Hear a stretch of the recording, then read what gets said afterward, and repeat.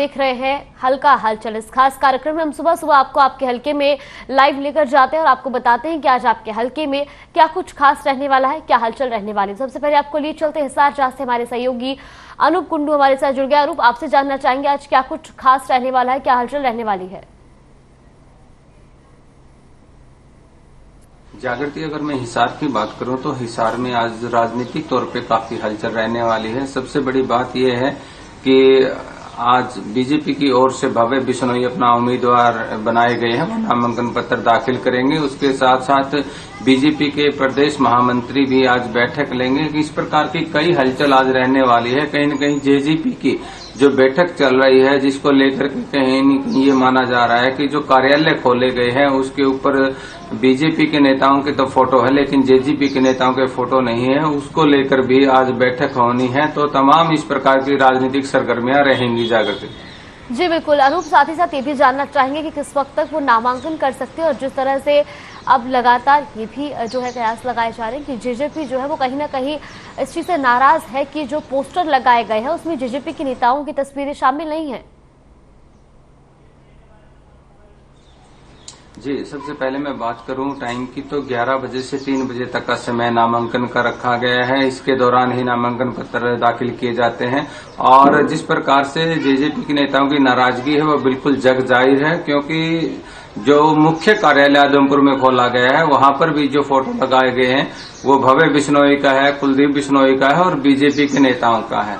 क्योंकि गठबंधन है, गठबंधन के दौरान ये चुनाव इकट्ठा लड़ा जा रहा है। ऐसे में चाहे उप मुख्यमंत्री के फोटो की बात कर ली जाए या उनके प्रदेश अध्यक्ष के फोटो की बात कर ली जाए, इस प्रकार के फोटो नहीं लगाए, जिसकी वजह से जेजेपी नाराज चल रही है। जी बिल्कुल अनूप, इसके अलावा ये भी जानना चाहेंगे कि खबरें ये भी सामने आ रही है कि जो किसानों की फसलें हैं वो मंडियों में खराब हो गई है, बारिश के चलते किसानों की फसलें खराब हो गई है। ऐसे में क्या कुछ पूरी जानकारी मिल रही है और अब आगे क्या कुछ कदम जो है वो मंडियों के द्वारा उठाए जा रहे हैं।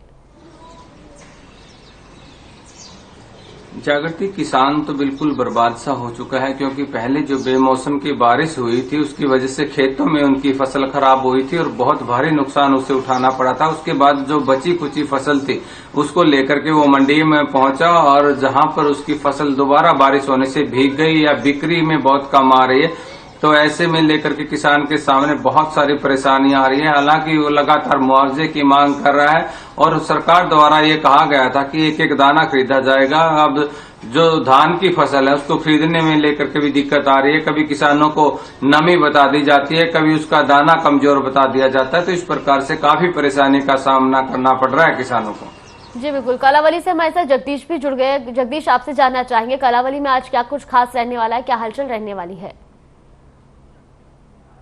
की बात करें, कालावाड़ी के सिरसा जिला की बात करें तो सिरसा में आज सुनीता दुग्गल है, वो सिरसा में रहेंगी, कई कार्यक्रमों में शिरकत करेंगी। वहीं बिजली मंत्री रणजीत सिंह भी सिरसा में रहेंगे, कार्यकर्ताओं से मिलेंगे और कार्यकर्ताओं से मिलकर अधिकारी कर्मचारियों को जो सरकार की नीति पर काम करने के निर्देश दिए जाएंगे। वहीं किसानों की ओर से आज जो फसल मुआवजा को लेकर उपायुक्त कार्यालय के सामने धरना दिया जाएगा। वही सफाई कर्मचारियों का भी 2 दिन पर भूख हड़ताल पर चले। पूरे सिरसा जिला के सफाई कर्मचारी हैं जो आज फिर भूख हड़ताल पर रहेंगे। वही कलावाली तहसील कार्यालय की बात करूँ तो भ्रष्टाचार का काफी बोलबाला आजकल इन दिनों में खुलकर सामने आ रहा है कि नॉन न्यूज के नाम पर जो रजिस्ट्रियां हैं वो की जा रही है। लाखों रुपए की रिश्वत लेकर इससे की जा रही है। बार बार लोगों की ओर से डिमांड होने के बाद भी रजिस्ट्रियां नहीं हो रही है। कहीं ना कहीं लोगों को काफी समस्याओं का सामना करना पड़ रहा है। वहीं और बात की है कलावाड़ी मार्केट कमेटी की, तो धान के नाम पर भी काफी भ्रष्टाचार है जो देने लोग सूत्रों के हवाले से मिल रहा है, क्योंकि 12 रुपए गट्टा घूसखोरी के रूप में सेटिंग जो है रात को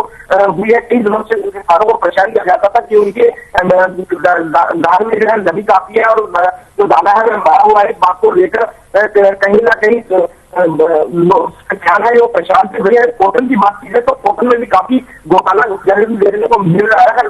किसानों के जे फार्म और गिरदावरी और मार्केट कमेटी रजिस्टर का मिलान किया जाए तो काफी संख्या में जो है गड़बड़ ज्यादा है जो खुलकर सामने आएगा। क्योंकि किसानों एक बात तो जरूर करेंगे उनसे कही जा रही है कि नरमा और कपास की फसल कम अब की बात आप हुई है, लेकिन कहीं ना कहीं जे फार्म है, अपने किसान जो फसल मिलते हैं वह बेबान काफी लगे हुए हैं। अगर गिरदावरी के हिसाब से देखा जाए तो गिरदावरी में पटवारियों की तरफ से गिरदावरी की गई है, वहां पर फसल नरमा कपास की फसल होने की फसल बीजी गई है। और लेकिन गाड़ियों की ओर से बात कही जा रही है कि फसल कम आ रही है, लेकिन कहीं ना कहीं चोरी का काम है जो फैक्ट्री संचालकों की ओर से किया जा रहा है। जी जागृति। जी बिल्कुल। और जगदीश, ये भी जानना चाहेंगे कि जिस तरह से जगह जगह से खबरें सामने आ रही है कि किसानों की फसल जो है वो मंडियों में बर्बाद होती जा रही है, क्योंकि लगातार बीते दिनों हुई बारिश से किसानों की जो फसलें हैं जो मंडियों में लेकर पहुंचे हैं वो बारिश से जो है बर्बाद होती जा रही है। ऐसे में क्या कुछ कदम वहां पर उठाए जा रहे हैं और किसानों का क्या कुछ कहना है, क्या उनको किसी तरह की मदद जो है वो दी जा रही है? जी बिल्कुल जागृति, कि किसान बीमा मुआवजा और जो खराब फसल है उसके मुआवजे की मांग को लेकर आज उपायुक्त कार्यालय के सामने पूरे जिला के किसान इकट्ठे होंगे और धरना देंगे। ये किसानों की मांग है कि उनकी जो फसल है बारिश के कारण जो खराब हो चुकी है उसका मुआवजा उनको दिया जाए।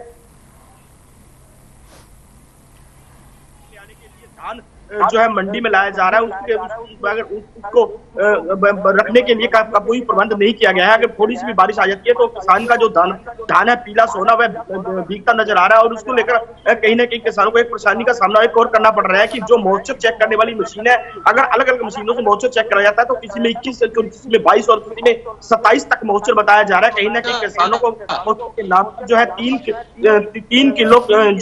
3 किलो से लेकर 5 किलो तक की काट है जो काटी जा रही है और किसानों को, भोले वाले किसानों को कहीं ना कहीं चूना लगाने का जो काम है फैक्ट्री संचालकों हमारे की ओर से किया जा रहा है। उनकी काउंटी काट को लेकर सरकार के हिसाब से उनको जो है धान को व्यापारी खरीद लेता है और व्यापारी खरीदने के बाद उसी धान को महंगे भाव में जैसे की सरकार को देने का काम किया जा रहा है।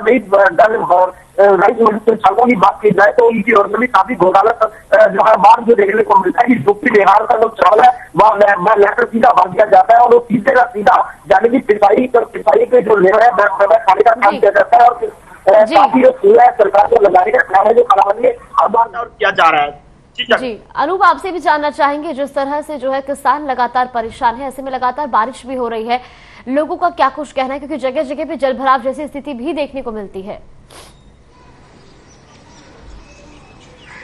देखिए जागृति, इसमें तो लोगों का यही कहना है कि सबसे पहले तो जो फसल खराब हुई है उसका मुआवजा दिया जाए, तुरंत प्रभाव से गिरदावरी की जाए, क्योंकि इस बार जो पोर्टल मेरी फसल मेरा ब्यौरा है वो कुछ समय के लिए खोला गया था। उसके बाद बहुत सारे ऐसे किसान हैं जो इस पर अपना रजिस्ट्रेशन करने से वंचित रह गए हैं, तो वो किसानों की मांग भी है कि ताकि वो अपना दोबारा से रजिस्ट्रेशन करवा सके और मंडियों में जो फसल लेकर के जा रही है वो जल्द से जल्द बिके, क्योंकि मंडियों में 2-2, 3-3 दिन से किसान बैठे हैं, वहां पर भी बारिश होने से उनकी फसल खराब हो चुकी है। तो किसानों की एक ही मांग है कि सरकार उनकी तरफ ध्यान दे और उनकी समस्याओं का समाधान करवाए।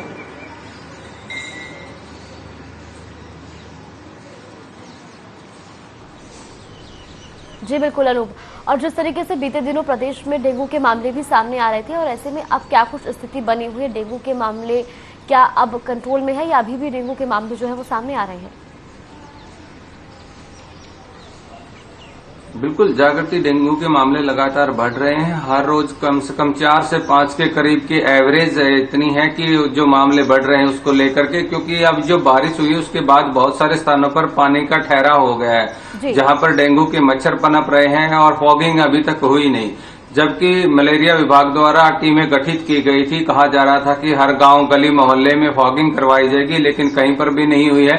1-2 गांव के लोगों ने ही अपने स्तर पर इस प्रकार की जो है फॉगिंग की है। इसके अलावा बात की जाए मामलों की, तो मामलों के बढ़ने की वजह से कुछ प्रबंध जरूर किए गए हैं, मलेरिया वार्ड बनाया गया है, लेकिन अभी तक मामले बढ़ रहे हैं, उनमें किसी प्रकार की घटोती नजर नहीं आई है।